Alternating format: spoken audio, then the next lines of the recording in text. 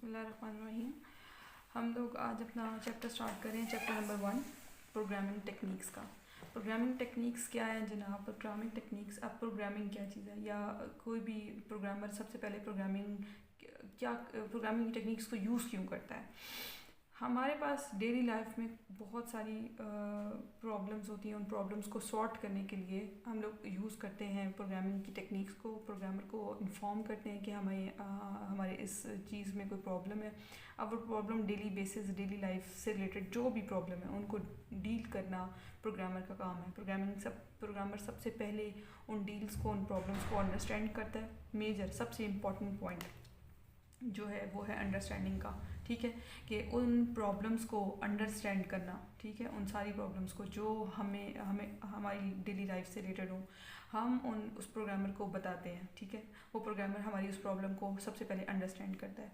Understand करने के बाद वो उस प्रॉब्लम को कंप्यूटर की लैंग्वेज में उसको कन्वर्ट करके देता है, और कंप्यूटर फिर हमें उस प्रॉब्लम का सलूशन प्रोवाइड करता है। ये सारी चीज़ जो पूरा सिनेरियो चल रहा होता है, इस पूरी चीज़ को बोलते हैं आप प्रोग्रामिंग। ये प्रोग्रामिंग कर रहा होता है वो। अब वो क्या टेक्निक्स यूज़ करता है, या वो इन प्रॉब्लम्स को सॉर्ट करने के लिए किन टेक्निक्स को यूज़ करता है, उसके लिए वो कुछ स्टेप्स फॉलो अप करता है। उस स्टेप में आप देंगे 5 इंपॉर्टेंट स्टेप हैं जो आपने मेमोराइज करने हैं। सबसे पहले है डिफाइनिंग। सबसे पहले वो डिफाइन करेगा आपकी प्रॉब्लम क्या है। सेकंड, वो उस प्रॉब्लम से रिलेटेड एनालाइजिंग करेगा, एनालाइज करके बताएगा कि प्रॉब्लम किस तरह का है। थर्ड, वो उसका कोई सोल्यूशन करके देगा। नेक्स्ट, वो candidate of solution of problem, उस सोल्यूशन से रिगार्डिंग जितने उसके पास ऑप्शंस बन रहे होंगे वो डिस्कवर करके देखा, फिर उसमें से हम कोई बेस्ट सोल्यूशन जो होगा उसको अचीव करेंगे, उसको गेट करेंगे।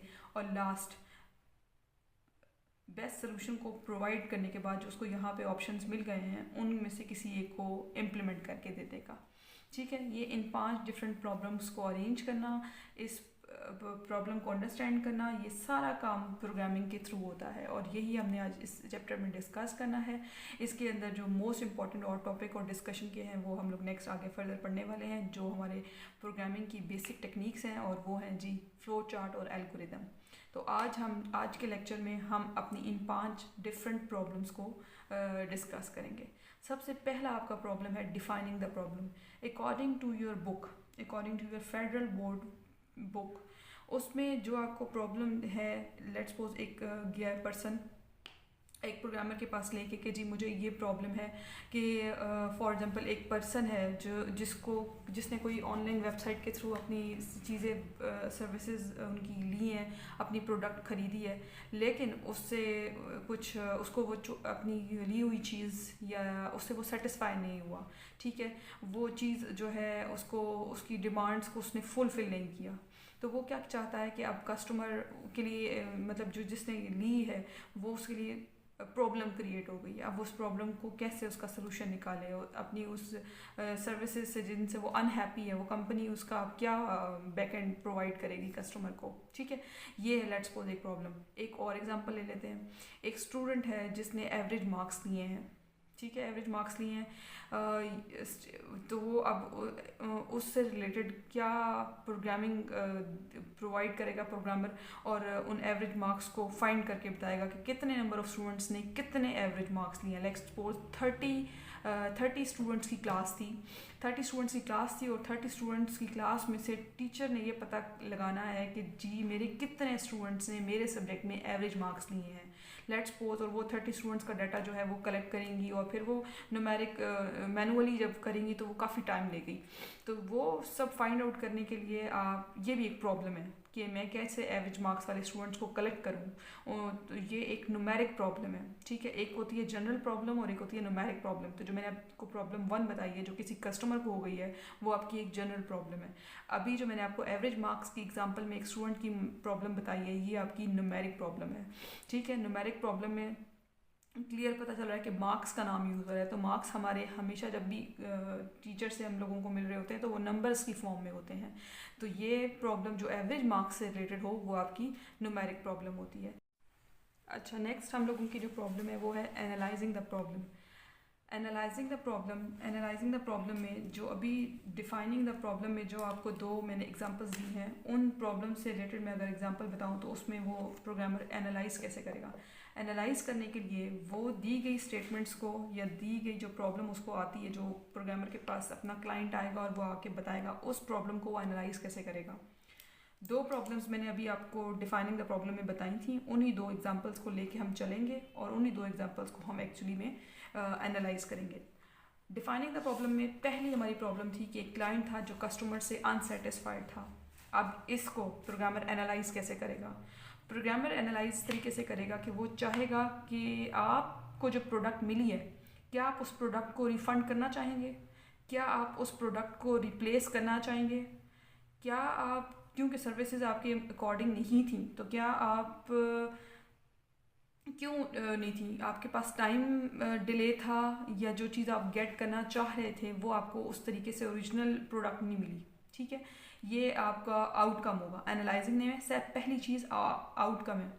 इसके बाद आप फिर उस आउटकम से रिलेटेड डिस्कशन करना स्टार्ट कर देते हैं। आप अपने लीगल राइट्स यूज़ करते हैं। आप कंप्लेन बॉक्स अक्सर कंपनीज बना के लिखती हैं कि अगर कस्टमर हमसे अनसेटिस्फाइड है तो वो कंप्लेन बॉक्स में आके हमसे रिलेटेड कंप्लेन लिखते हैं। ठीक है, उसमें डिटेल्स लिखेगा, डेट्स और टाइम्स ज़रूर मेंशन करेगा। इसके अलावा एडवर्टाइजमेंट अगर किसी ने मिसलीड किया हुआ है, आजकल तो ज़्यादातर मोस्टली फेक वेबसाइट्स आ रही हैं ब्रांड के नाम पे, और वो जो है जो फेमिलियर नहीं होते पर्सनस, वो अक्सर फ्रॉड उनसे हो रहा होता है। तो वो जो है इस डिस्कशन का पार्ट एनालाइजिंग में होना चाहिए कि जो इन वेबसाइट आपने जिसको यूज़ करते हुए अपना ऑर्डर प्लेस किया है, क्या वो एडवर्टाइजमेंट कहीं मिसलीड तो नहीं थी, कहीं वो एडवर्टाइजमेंट आपको गलत जगह पे तो नहीं ले गई। ठीक है, ये चीज़ें हैं जो प्रॉब्लम 1 से रिलेटेड थी, वो एनालाइज होंगी इसके अंदर। डिफाइनिंग द प्रॉब्लम में आपने एक और पढ़ी थी प्रॉब्लम, जिसमें आपने एवरेज मार्क्स निकाले थे कुछ स्टूडेंट के। अब इससे रिलेटेड एनालाइजिंग क्या होगी, इससे रिलेटेड एनालाइजिंग है कि सबसे पहले आपको सारे स्टूडेंट्स के सब्जेक्ट के मार्क्स पता होने चाहिए, सब्जेक्ट्स कितने हैं ये पता होना चाहिए, और एवरेज मार्क्स का फार्मूला पता होना चाहिए। ये एनालाइजिंग में ये चीज़ें डिफाइन करनी है आपने। ठीक है, मतलब पूरी प्रॉब्लम लेट्स सपोज आपके सामने यहाँ पे दे दी जाती है, एक्सप्लेन कर दी जाती है ओपनली।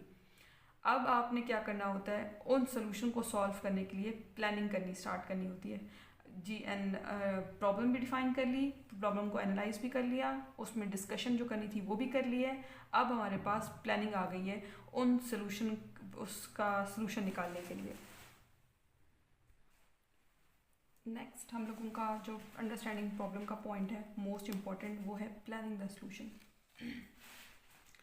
प्लानिंग द सोल्यूशन इसका दूसरा नाम है, ये एक बहुत ही ज़्यादा क्रिएटिव स्टेज है, ये बहुत ही ज़्यादा क्रिएटिव स्टेज है। ठीक है, क्रिएटिव स्टेज है। इसमें एक्चुअली में क्या करते हैं कि आप अपनी जो एनालाइजिंग से रिलेटेड जितनी डिस्कशन हुई है, आप अपनी उन सब डिस्कशन को स्टेप बाय स्टेप लिख लेते हैं, स्टेप बाय स्टेप एनालाइज कर लेते हैं, अपने डिस्कस कर लेते हैं प्रोग्रामर से। किसी जैसे कि जो भी डिफाइनिंग द प्रॉब्लम में आपको प्रॉब्लम 1 से डिक्लेयर कर रही हूँ, अगेन उसी प्रॉब्लम को लेते हैं और प्लानिंग करते हैं उसको लेके। पहली बात, कस्टमर क्योंकि अनसेटिस्फाइड है क्लाइंट से, तो वो किसी भी कंपनी के राइट पर्सन से सबसे पहला जो पॉइंट है उसमें उससे डिस्कस करेगा, उससे बातचीत करेगा। वो पर्सन बिजनेस ओनर भी हो सकता है, वो सुपरवाइज़र भी हो सकता है, वो कोई स्टोर मैनेजर भी हो सकता है। सेकेंडली, वो बात करते टाइम पे या डिस्कशन करने के टाइम पे स्टे काम एंड रीज़नेबल, वो अपनी प्रोडक्ट की डिटेलिंग के बारे में जो बात करेगा, यानी कि जो चीज़ वो मांग रहा था और उसको वो चीज़ फुलफिल नहीं हुई, उसके लिए वो प्रॉपरली कोई एविडेंस लेके जाएगा। ठीक है, कंपनी को डायरेक्ट क्लेम नहीं करना स्टार्ट कर देगा, प्रॉपर उसके पास एविडेंस होगा और फिर वो डिस्कस करेगा उसके पास। डिफरेंट टाइप की इस तरह की जो भी डिस्कशन अपने प्रोडक्ट से रिगार्डिंग जो भी वो करेगा, कुछ स्टेप्स को फॉलो अप करते हुए करेगा। ठीक है, उन स्टेप्स को की डिस्कशन इसमें आती है प्लानिंग द सोल्यूशन में, और फिर वहीं पे वो कोई ना कोई सोल्यूशन फाइंड आउट कर देगा उन स्टेप्स को देखते हुए। लास्ट आपका second last, candidate the solution of a problem. यहाँ पे आपके पास मल्टीपल सोल्यूशंस के ऑप्शंस आ जाते हैं, सेवरल सोल्यूशन बल्कि आ सकते हैं। आप उन सोल्यूशन में से किसी एक सोल्यूशन को फिर फाइनल कर देते हैं।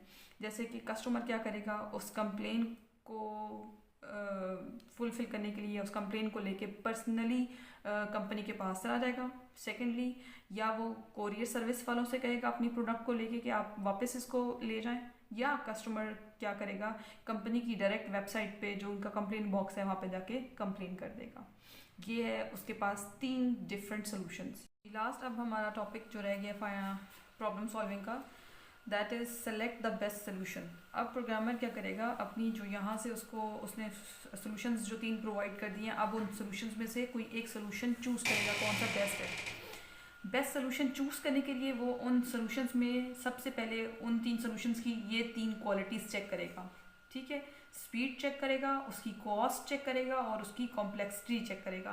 स्पीड कैसे चेक करेगा जनाब? स्पीड ऐसे कि फॉर एग्जांपल जब उसको कंप्यूटर पे रन करेगा तो वो प्रोग्राम कंप्यूटर पे उसकी स्पीड बड़ी स्मूथ हो, बड़ा फास्ट हो, ठीक है, विदाउट एरर फ्री हो, एरर उसके अंदर ना हो, और उसकी स्पीड मोस्ट इम्पॉर्टेंटली प्रोग्राम की स्पीड बहुत फास्ट हो। सेकेंड, जब उस प्रोग्राम को किसी सिस्टम पे इम्प्लीमेंट करेगा तो इम्प्लीमेंटेशन के टाइम पे वो कॉस्ट ज़्यादा ना हो उसकी, ठीक है, लीस्ट कॉस्ट पे वो इम्प्लीमेंट हो जाए। Last one, complexity. किसी भी सोल्यूशन की कॉम्प्लेक्सिटी भी चेक करेगा कि उसके जो स्टेप्स हैं, हर सोल्यूशन को सॉल्व करने के लिए मल्टीपल स्टेप्स दिए जाते हैं, डिफाइन किए जाते हैं, ठीक है। वो देखेगा कि किस प्रॉब्लम के मल्टीपल स्टेप्स हैं या किस प्रॉब्लम के मिनिमम से मिनिमम स्टेप्स हैं। तो प्रोग्रामर उस सोल्यूशन की तरफ जाएगा जिसके स्टेप्स कम होंगे, उसकी कॉम्प्लेक्सिटी इसका मतलब है कम होगी। तो वो इन जो कैंडिडेट सोल्यूशन ऑफ प्रॉब्लम में जो 3 डिफरेंट सोल्यूशंस दिए जाते हैं, उन 3 सोल्यूशंस पे पहले वो ये क्वालिटीज चेक करता है। ये 3 क्वालिटीज जो फुलफिल कर रही हों उन सोल्यूशन को वो फिर फाइनल सोल्यूशन कह देता है, वो उसका जी फाइनल सोल्यूशन हो जाता है, और वहाँ पे जी टॉपिक एंड हो जाता है आपका। आपको इन पूरे टॉपिक से रिलेटेड जो क्वेश्चंस हों आप कमेंट्स में मेरे से उन क्वेश्चंस का आंसर ज़रूर लें। इसके अलावा अगर आपको कोई और क्वेश्चन, कोई और टॉपिक मेरे से समझना है तो उसको कमेंट्स में मुझे ज़रूर शेयर करें। उससे रिलेटेड वीडियो मैं आपको इंशाल्लाह नेक्स्ट डेज़ में ज़रूर बना के दूँगी। मेरी वीडियो को लाइक, कमेंट और शेयर करना ना भूलिएगा। Thank you so much.